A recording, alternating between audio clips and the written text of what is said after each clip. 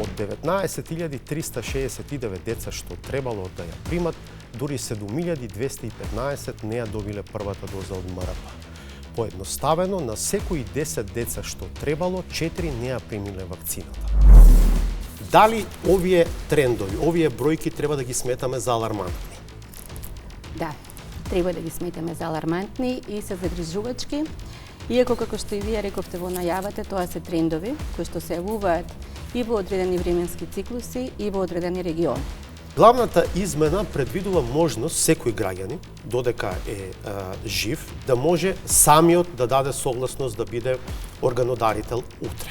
Зошто се оди на вакви законски измени и зошто актуелното законско решение не е доволно?